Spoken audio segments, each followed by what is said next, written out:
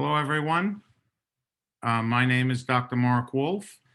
For those of you who are unfamiliar with this format, which is hard for me to believe after a full year of COVID lockdowns that anybody actually is unfamiliar, we'll do a short presentation and we'll follow that with a question and answer period where you'll be able to type in questions in the question box. On top of that, um, your group has provided us with page after page of question where we'll try and group them and go through them and answer as many questions as we can.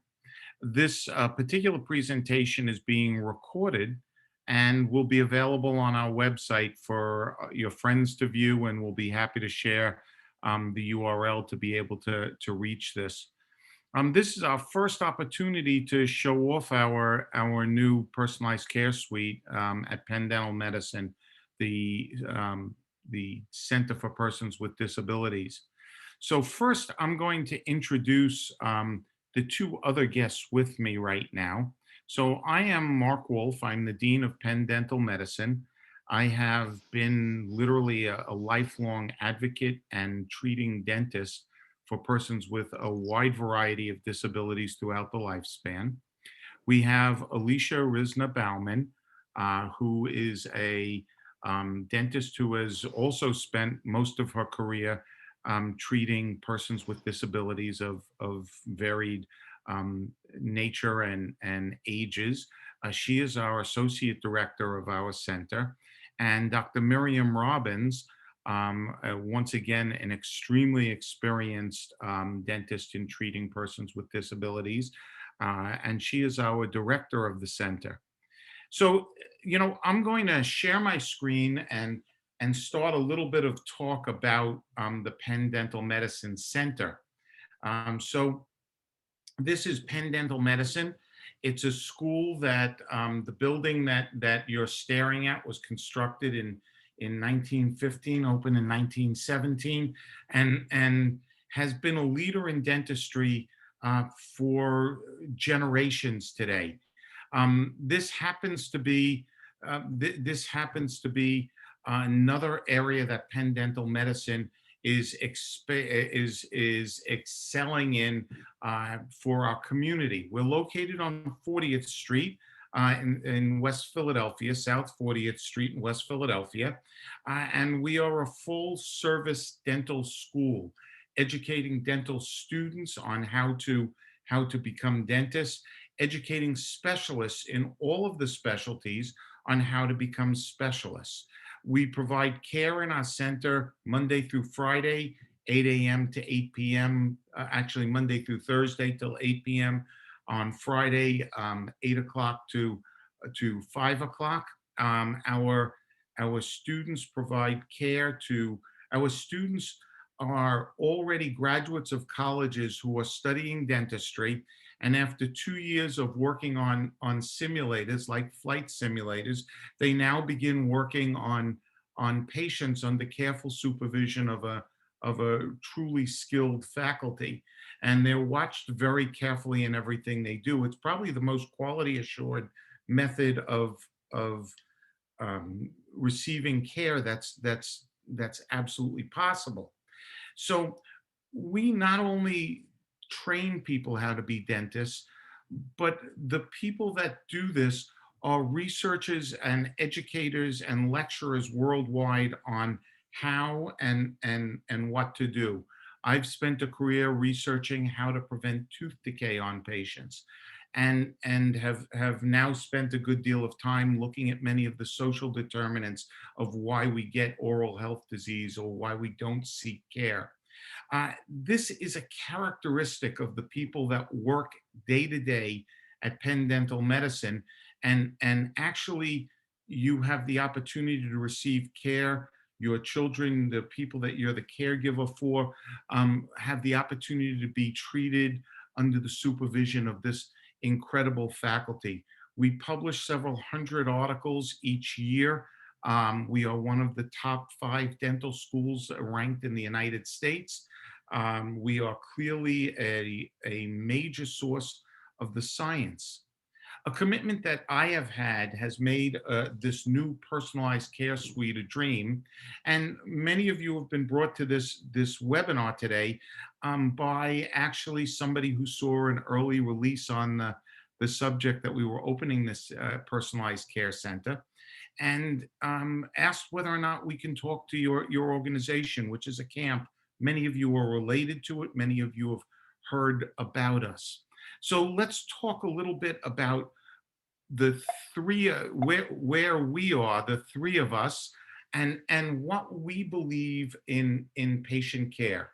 So all three of the dentists that are with you today and will be commenting have spent a career treating persons with disabilities, a wide variety of health, acquired disabilities, developmental disabilities, disabilities associated with aging, associated with trauma, associated with disease.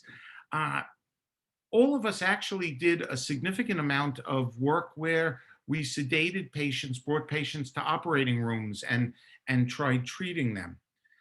The interesting thing about the caregivers in our facility, the dentists who are doing this, is that all of us have come to a determination that sporadically treating a patient in an operating room for a chronic disease like gum disease or tooth decay does not serve the patient, does not serve their families, does not serve anybody well. Because the moment we finish that one episode, we now wind up in developing the next visit 2, 3, 4 years later back to an operating room.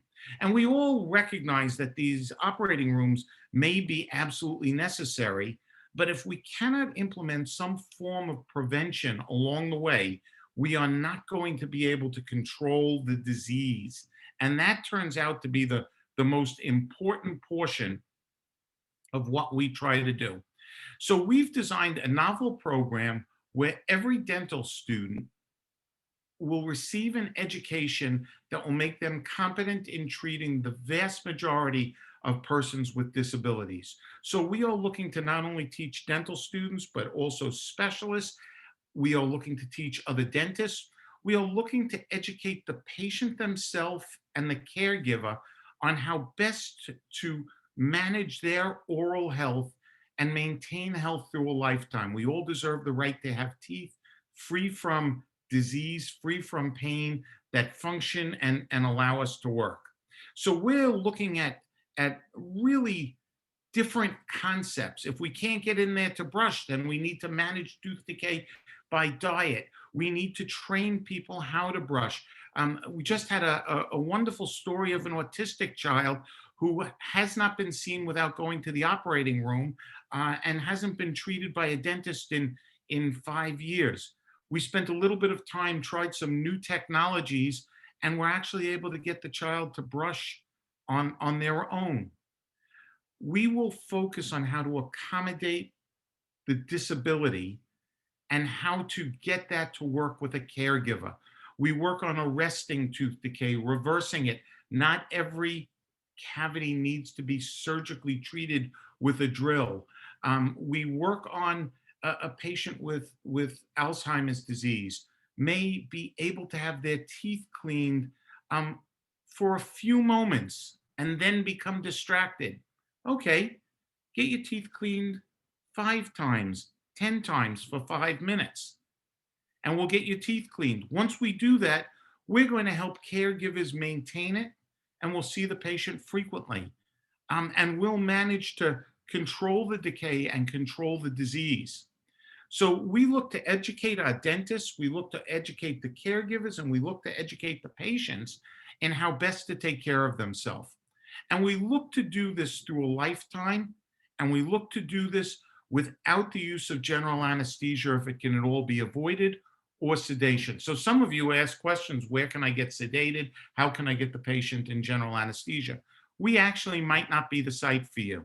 If you're willing to give us a chance to try and manage the oral health of the patient with you, making a partnership, we would love to be able to look at your child, your husband, your family member, and try and affect the outcomes of disease. And this is a relatively novel approach. So if you're willing to work with us, we're going to help you do the very best for the individual. Now, we promise that we're going to be generating scientific breakthroughs, the literature. We're going to be preparing materials that you will be able to download and actually work with and see and get answers to questions. We're talking about teledentistry for a hygienist to be able to communicate with you on how to brush or how to clean teeth at home where you are. And please, I understand that some of these children take an hour, 2 hours to get prepared to go to school in the morning. Maybe that's not the best time to brush their teeth. Maybe it's better at the end of the day. We will sit with you and work for the best accommodation to make this happen. And on top of that, we will train the next generation of dentists on how to do this. So this is the entrance to our personalized care suite. It's a large open space, and we're going to take you for a quick tour of that space. Hopefully my computer opens and does what it was supposed to, and it's not looking like it. We'll be there in a moment and try that one more time. There we are.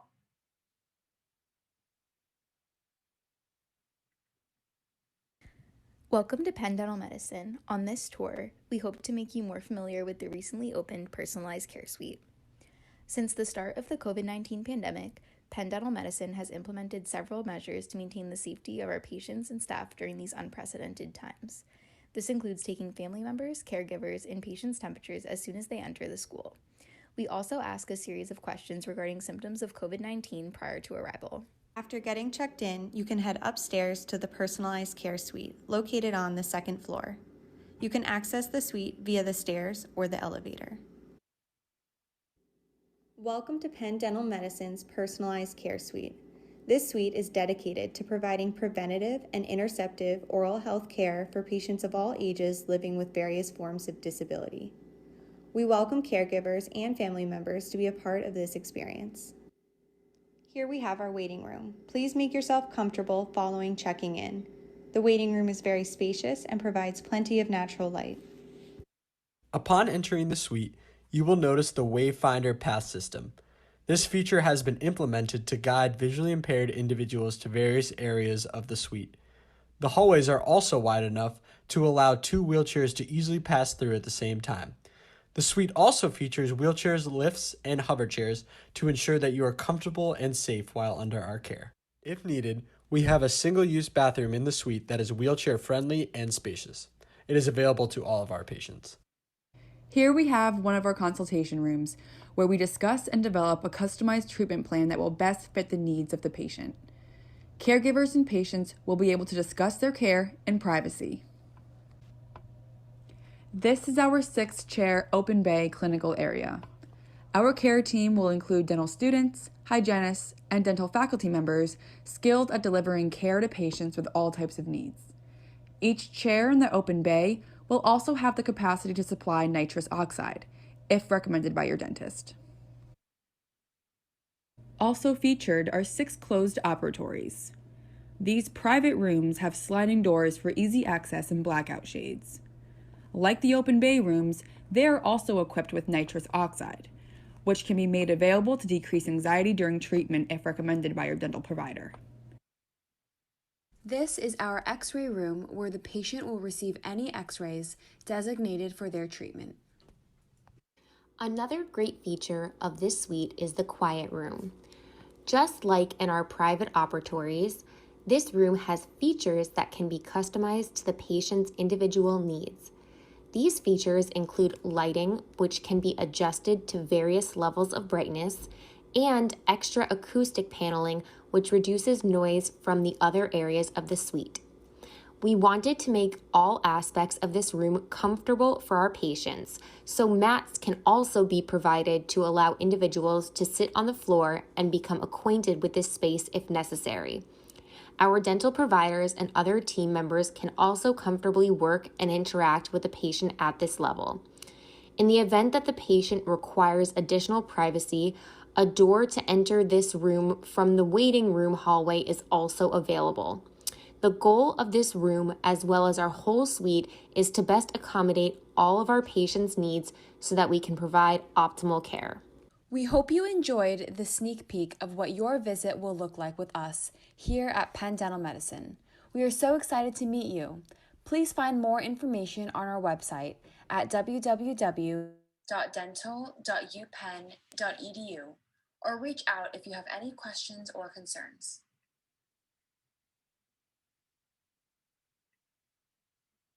So let's go back and finish up our quick tour of the Personalized Care Center. So this is actually the map of the whole center and the 3D image that you just saw. This is the entrance that everybody walks through. We have the capability of handling. Yes, Your screen stopped sharing. I am on my way back to sharing again. Thank you for jumping in before I finished my presentation and found out that nobody saw any of the things that I was sharing. Ladies and gentlemen, please welcome the Penn Dental class of 2023. Oh no, let's stop this. Where are we? There we are. Okay, I'm going back to that other presentation. We bopped onto a couple of other items.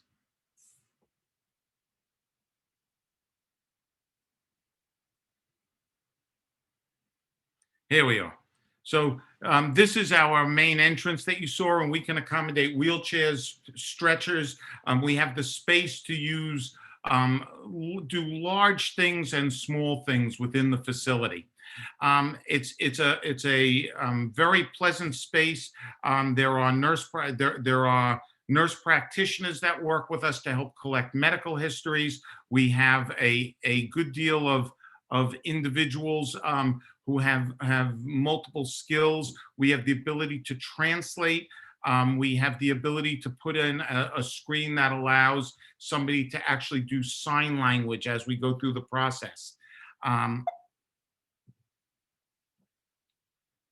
It's a clean, brightly lit, luxurious space with open bays for those that are comfortable in that facility. We have nitrous oxide available throughout the facility as an analgesic to help offer some sedation. And we have large consultation rooms that allow us to raise the table to move a patient in a large wheelchair, as well as a family of caregivers, so that we could talk about how we're going to manage and what the best care is for the patient.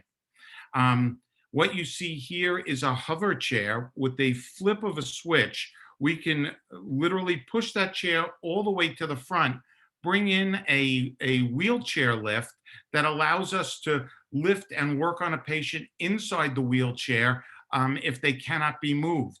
Many times we're able to work in the wheelchair, particularly with many of the larger modern wheelchairs, with the patient in the wheelchair. Different than many dental offices, you'll note we bring our equipment in many of these rooms in carts, so we can pull it to the wheelchair and actually be able to work on the patient in the chair where they are, on the stretcher, if that's where they are actually located. These are conventional units that have nitrous oxide available, as well as all aspects of dental care. We use electric handpieces. They make a little less noise. We have the ability to pull shades and dim rooms for those that are light stabilized. We have high levels of air filtration in all of the rooms, so that none of the space develops any odor for people that are sensitive to odor in their reaction. This is our large open area that will have mats in it, that if a patient wants to sit on the floor. I can do a fluoride treatment there. I can scale there. I can work. We can bring patients in on stretchers. We can use our cart and pull it all the way to the other side of the room. We can dim the room. It has sound deadening in it, in addition, so that it is not a loud space, and we can close the door for privacy. This facility has been set up using the experiences of multiple dentists to help develop best therapies and best methods for treating patients. So at this moment, we'll take questions if you wish to put them in chat or in the question and answer down in the bottom of your screen. But we'll start right at the very beginning with some of the questions that were emailed to us. Before we start, Miriam, Alicia, do you have any comments about the things I said? I talk continuously and very fast. Oh, Mark, I think you handled that very well. One of the things that I would add and mention is that, as the dean mentioned, if somebody needs to be treated on the floor, every once in a while you'll run into a patient who refuses to sit in the dental chair. In our situation, we don't find that a problem. We have other chairs that they can sit in if they need to be seen sitting down, standing up, laying down. We've all experienced that in our practices, and we plan to teach the students that you do not have to have your patient in the dental chair in order to be able to treat them. It's a matter of figuring out what is the best thing for the patient and then working from there. So if you've experienced that kind of refusal in the past, oh, they won't get in the chair, that's okay. We'll sort it out. Tell us where they will sit or stand, and we can move the equipment to them as necessary. So I just want to stress that we can get them wherever they might be. So we had anything, Miriam, or we're good? Yep, we're good. We had a question about parking and availability. We are in the process, literally, right now, of putting in a handicap accessible ramp right in front of the entrance to 40th Street, where you saw our students walk in. It's a major project for the city of Philadelphia. We have made that entire area of the street either handicap accessible, handicap parking, or no standing zone to allow the drop off and pickup of patients. We do have a parking garage that's available on the corner of 40th and Walnut, which is 1 block away, to be able to manage patients as they come to the school. We do accept Medicaid. We do accept most insurances either as direct payment to us if they allow that, or as payment to you, and you will pay the bill. Our fees are generally considerably reduced compared to private practice fees. And that's done deliberately. Our students work a little bit slower. They work under supervision, but they work very precisely and do an incredibly nice job of management of patients. They truly care to have the patient learn. It's an incredible experience once you have started that. Can we accommodate persons with disabilities such as brain injuries? And the answer is absolutely yes. We manage patients with Lou Gehrig's disease. We manage patients with traumatic brain injury, with traumatic spinal cord injuries. We are very capable of working, as I said, in the wheelchair, or working on a stretcher or in a bed, or working in a regular dental chair, depending upon what it takes to accommodate. How do you work with a person sensitive to sound and touch? What is the hover chair? Is a papoose ever used? And do we use any form of sedation? Alicia or Miriam? So we do use medical immobilization, protective stabilization, depending on what the patient needs in order to keep the patient safe and comfortable and to allow us to deliver care. I think, as Dean Wolff already mentioned, we are not going to be providing sedation, IV sedation in the clinic. However, we will be using nitrous as an adjunct as needed for patients, to help patients relax and feel comfortable. And we will find methods of accommodating if people are our patient and we wind up needing, for one reason or another, to have that patient sedated or under general anesthesia. You are our patient, and we will manage from there. What we don't want to get involved in is patients that come in for a sedation or a general anesthesia and don't want to come in for the cleanings in the interim, don't want to come in for fluoride treatments to prevent decay, and we wind up in this constant syndrome of repair in an operating room rather than prevent, which we really prefer to do. Just so I you're would aware, also, I'm yeah. sorry, I would like to add to that, that in many cases, patients who have been sedated in the past or had an anesthesia in the past, very often it's part of the problem we have experienced over the years is that the provider they are seeing is most comfortable treating the person that way. We have the luxury of having time and patience and teaching our dental students how to also have the time and patience that oftentimes is what is necessary so that the patient who's been sedated for all of their dental care in some situations they really don't need the sedation if somebody can take the time to help figure out what it is that triggers them and how to address those triggers.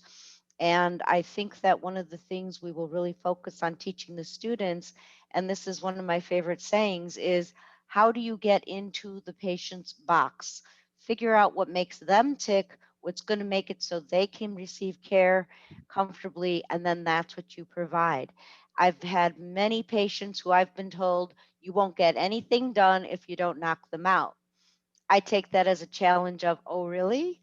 Let me show you what will get accomplished. And believe me, with the right methods, very often the person who's been difficult to treat in the past, we can take the time to manage them. So please don't be discouraged when we say that the first visits, we will do a complete assessment of your individual not only medically, but also behaviorally. And if that first visit involves jumping up and down and yelling and spinning and not doing anything else, we will try to figure out what we need to do to be able to make it so they can be seen. So please don't be discouraged when we say we will not do the sedation. We'll do a proper assessment and we will come up with a management plan that you will be informed about, and we will help you to understand, and we will then try to execute that management plan and modify it as necessary. So we have a question about, do we treat children with special needs? And the answer is Penn Dental Medicine has always treated children with special needs. We have pediatric dental specialists and residents who are learning how to be pediatric specialists. What's interesting is the children frequently outgrow their care, both by size and the clinical environment that they're in is they they become uncomfortable with a 3-year-old child and a 22-year-old adult in the same facility frequently. We actually are preparing to have that transition. The question that comes up, can implants be placed in a patient? The answer is if they will allow us to clean their teeth, if they will, in some of our geriatric patients, the best fitting dentures are implant retained overdentures. If they'll let us work inside their mouth, we'll figure out how to get in there and do the work. It's dependent on the patient, their ability to clean, where they're going to go, how that's going to be managed. We're certainly not an implant center for persons with disabilities, but if they have the ability rather than the disability, we can manage that. Our real hope is that we can get the patient so comfortable with visiting the dentist regularly that we can bring them into our regular dental care center, and they can receive care directly in that fashion. Um, you Dr. Wolff, we had a lot of questions about what kind of care are we going to be providing, and the answer to that is comprehensive care. We will be providing comprehensive dental services to any age level, any ability level. The children will be referred to pediatrics, they will age up, and then they'll join us in the special care suite. But we are intending to provide comprehensive care based on the needs of the patient and their cooperation level, as Dr. Wolff was explaining. Thanks. Sorry about that. Yeah. know, that's And I great. think another point is that the patients will be assigned to a student, and that will be that the patient will have one doctor. So, there will be continuity of care from the provider as well as, comprehensive dental treatment being provided. We So, have the students, I'm sorry, Mark, we have the students with us for an entire year, which is really a very, very unique situation. Most schools, if they provide this experience at all, the students come in for 3 or 4 weeks and they leave. We're going to have the students with us for a half a day for the entire year. So that's really an opportunity for them to have their own roster of patients and provide care to those patients. and I need to emphasize that this is lifespan. So we have questions about children. We have can we treat children? Can we treat adults? Can we treat my wife? We can go literally lifespan. I'm reminded of an autistic child that the mother came in and said, "I'm sorry, I have to cancel the appointment. He won't get out of the car." I went and sat in the back seat of the car and talked to Michael. And we had our conversation, and eventually Michael was a regular inside the office, and we learned how to accommodate Michael so that he was comfortable. That's what we're hoping to do for your children, for your spouse, for your family, for your nephews, the people around you. We're looking for those accommodations that make it possible to receive really good care. And most of us have been doing this for more than 20 years, and we are now on a mission to graduate students every year that will leave our school being as comfortable in treating these individuals as we were for the last 20 years. So they will then go out into the community and out into the world and carry on the mission that we are starting to instill in them here at Penn Dental Medicine. So we're trying to create a workforce designed to provide the care in the fashion that we've been working for the last 20 years in our unique situations. We're bringing together people who have practiced in rural communities with no resource as far as specialists because they didn't accept the insurance. We have instructors who are providing care in hospital settings and in office settings, who have worked in hospitals, who have worked in dental schools.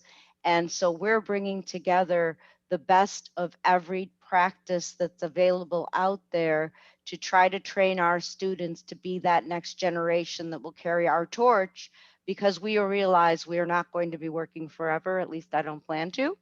And we want to train people to be able to continue to take care of your loved ones and your friends and your neighbors and so on and so on.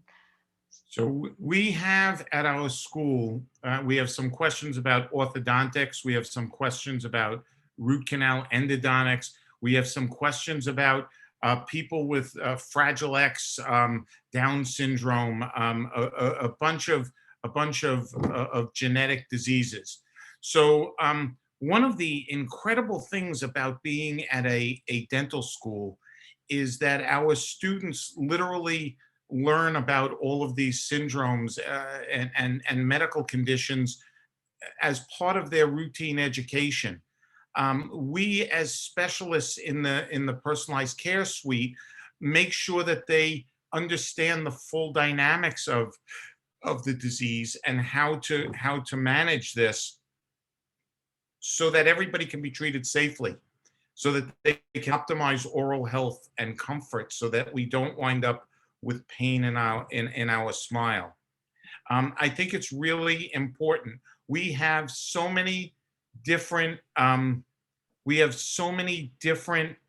toothbrushes to teach people how to clean their teeth. We have trouble storing them because our job is to find what works for the caregiver or what works for the patient. And if the patient is able but needs the caregiver to finish, there might be two different toothbrushes. It might be a toothbrush with a massive handle built up around it. It could be a toothbrush that brushes both sides of the teeth. Once you get in there, you do both sides of the teeth. We're going to work to make this work for you and your family.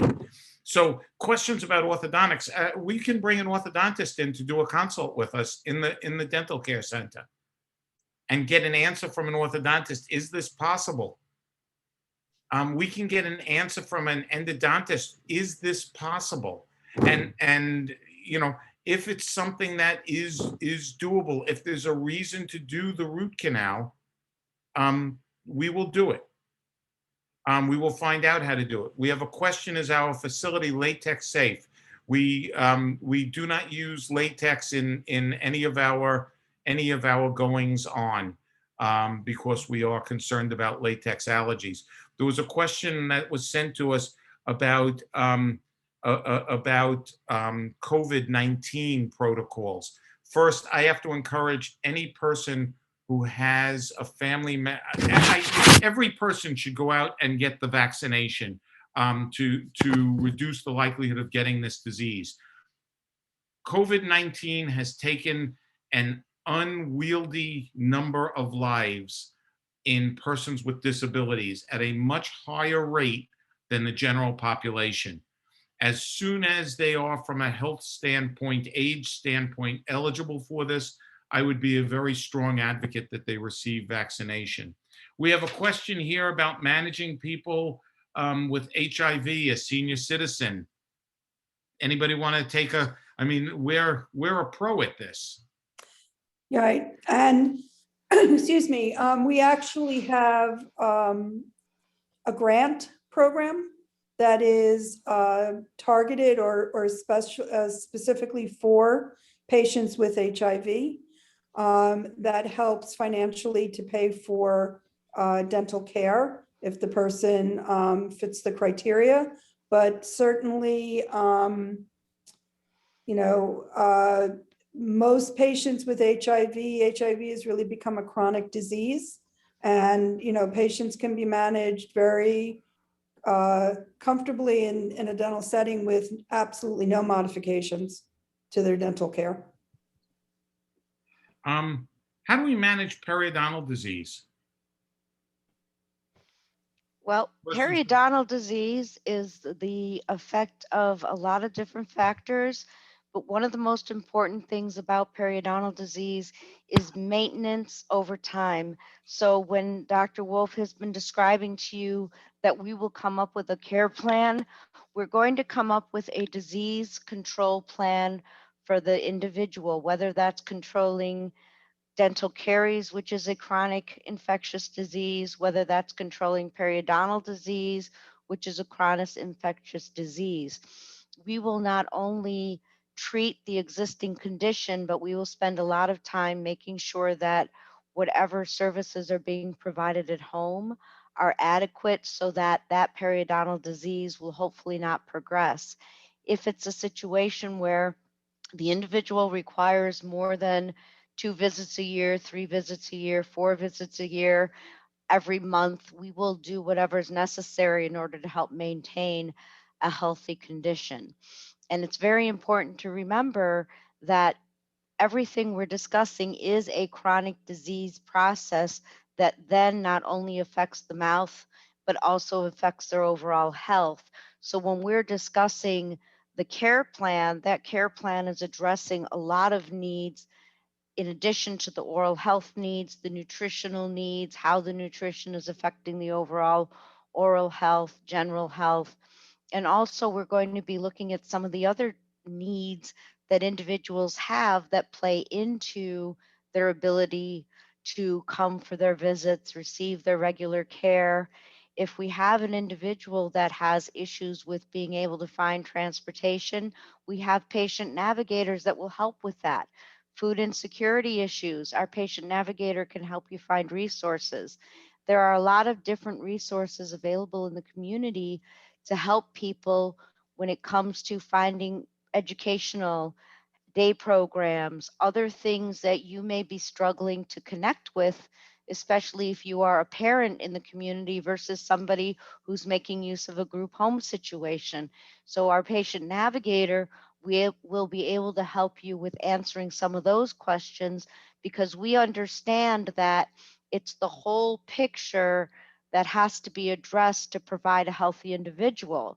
The oral health is part of the big picture, and we need to make sure that you're going to be able to manage that entire picture, and we'll do everything we can to help you with that. We have the resources of the entire university at our disposal. Penn Dental Medicine is part of a huge university that has schools, involved in everything else. If you're having problems as far as getting proper guardianship, power of attorneys, that kind of thing, we will be able to direct you to somebody to help you with that. So we are hoping to not only treat your oral health, but to try to help with a lot of those other challenges that you may be facing and struggling with finding an answer for. So it's kind of interesting, when you talk about like a patient navigator, and when you speak about when you speak, we have some comments about poor nutrition and difficulty eating. We have a registered dietitian on staff who can come in and either provide a consult at the time or come into the program. We are planning on having social work to assist if necessary on arranging Meals on Wheels, supplemental food, shopping assistance. Our goal is for this center to be an example for students on how they can truly manage patients in a superior fashion. Um, Difference in how we may treat. Miriam, do you want to comment on Caries Management and the difference between what we may choose to do to maintain teeth versus the things that people are accustomed to with restorations? Sure. So we're really looking, as I think has been said many times, how to best manage a chronic disease. And what that means is we have resources available to us to help stop the caries process, to help remineralize tooth surface. So if we may not be able to, at least initially, go in and place a conventional restoration or a filling, but we may be able to apply medication or medication to the tooth that can actually stop the process, stop the decay process, and then be able to maintain that tooth, okay, keep the patient from the tooth getting infected, maintain that tooth, even if we're not able to place, a conventional filling in that surface. And I think one of the things that Alicia touched on about bringing patients back, more frequently for cleanings, we may bring in a patient, we may come up with a care plan that involves the patient coming to see us every month to have a quick application of fluoride varnish put on the teeth to help protect the teeth or to keep the teeth from developing cavities or to help prevent cavities from getting larger. So it's sort of a different approach. It's a non-surgical approach to caries, but I think one that is going to be very effective and is going to allow patients to keep their teeth functional and keep them with not getting infections, not having pain, and keep them comfortable. So, as we end, I need to emphasize to our audience that you're looking at 3 practitioners who have spent careers that have spanned going to operating rooms regularly to restore patients, that have looked at the very conventional restoration or nothing concepts of what needed to be done. And we have all and independently transitioned to a concept that in the vast majority, 95%, 100%, we can, with the cooperation of the caregiver and the willingness to desensitize, to spend the time, we can come to methods of controlling most of this disease. And quite frankly, this center will do it without concern for the routine fee. So when we talk about bringing people in for fluoride treatment, if it's only paid for twice a year, but it's needed 12 times a year, the center will eat the other 10 times. Our goal is to provide optimized care and to prove to our students that if you optimize the techniques that are, and we're not inventing it, it's in the literature. If you optimize the techniques, you can optimize health for individuals. And our goal is to really try and match for yourself, if you're the individual we're talking about, or for your child, your parent, your spouse. We're looking to optimize their oral health so that they can actually go through time without having pain.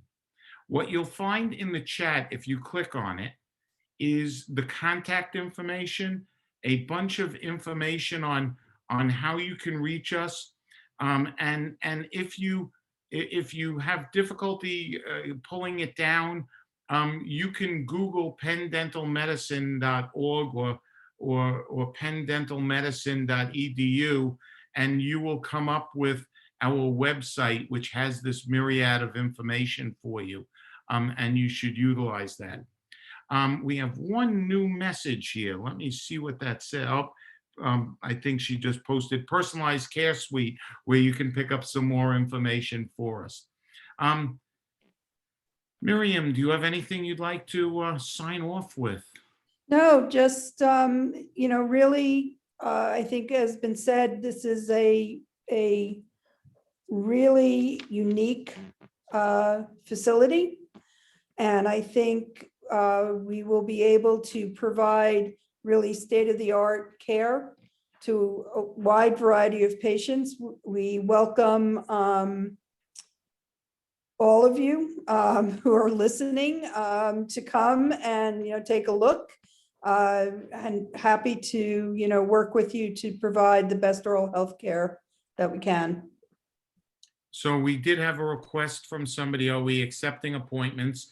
And I can proudly say we just started accepting appointments. We did everything we could to dry run and make sure that we had all of our processes in process. If there's any issues with anything, please don't hesitate to reach out to us, because our goal is to do the right thing and to make things work for everybody. Right. And that's the most important thing that I can comment to you. We want you to be satisfied. We want to make oral health a reality for you and the persons with disabilities. It is about finding the accommodation that works. Alicia, I didn't mean to jump back in. I talk too much, folks. I'm sorry. Alicia, go ahead. Come see us soon. We'll take care of you. We'll take care of your loved ones, and we'll figure out the best way to do that. And you will certainly be a big part of the whole process. So please just come and see us, and we'll sort out what we can do for you. That's it. We will provide a link to the recording. We do look forward to, we'll probably arrange to do a screening at the camp. We're looking forward to get that put together for this summer, and we're looking forward to really great things happening. This is going to unfortunately be a very popular clinical facility. We promise that we'll get people. We're going to make them comfortable. We're going to make this work. To everybody, I wish you peace, health, get your COVID shots. We take great care of patients so that they can't get COVID in our facility. It is a safe facility. We have gone for 1 year and there has not been a transmission in our facility. Please feel comfortable in doing that. And we look forward to seeing you. Thank you very much. Thank you, Alicia. Thank you, Miriam. Bye-bye.